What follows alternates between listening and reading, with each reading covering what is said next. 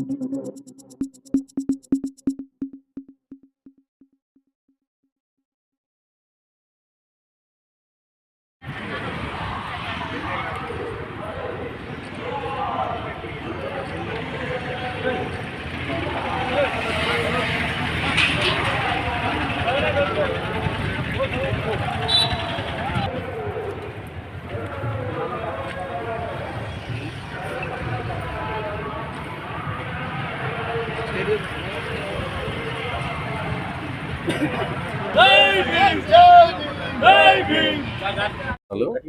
నమస్కారాలు.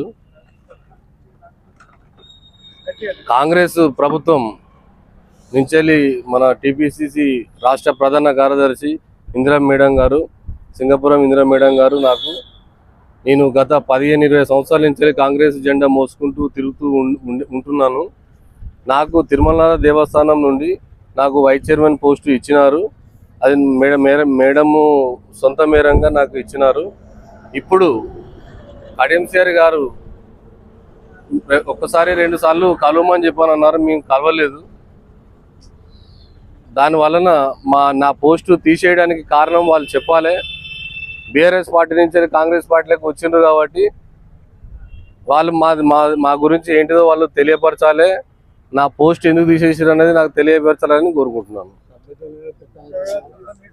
లేని వాళ్ళు పెత్తనాలు ఎట్లా చెలాయిస్తున్నారు అనేది కూడా మాకు కూడా నిరూపణ కావాలి. మాలదాసరి హరిదాసు భక్తుని అయినటువంటి నేను దళిత భక్తుని. నాకు మేడం గారు ఇచ్చిన పదవిని మీరు ఎట్లా తీసేసినారు అనే దాని మీద నేను ఎస్సీ ఉపకులాల నుంచి మేము ఆవేదన వ్యక్తం చేస్తున్నాను. పోతే డైరెక్ట్ రాష్ట్ర భవన్కు వెళ్తున్నాం. మేము తెలంగాణ గాంధీ భవన్కి వెళ్తున్నాం. ఈ 16 తారీఖు కూడా ఇక్కడ రేవంత్ రెడ్డి వచ్చేది కూడా ఎట్లా వస్తుందో కూడా అది కూడా వస్తాం. నిరసన కూడా తెలియజేస్తాం. అడ్డుకుంటాం.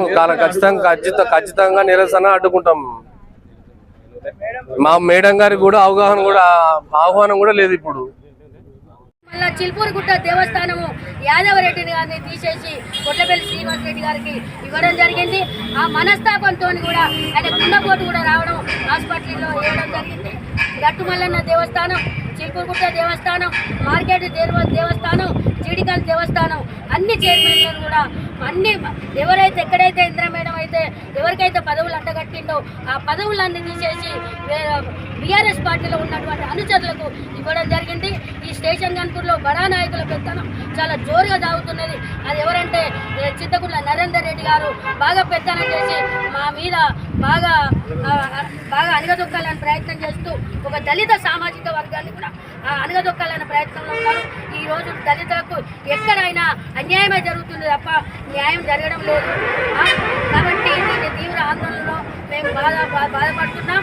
అంతేకాకుండా మాకు న్యాయం జరిగేంత వరకు మేము నిరసనలో వదిలిపెట్టము, నిద్రపోనియం. కడియంసీఆర్ గన్పూర్ నుండి వెళ్ళగొట్టేదాకా మేము నిద్రపోము.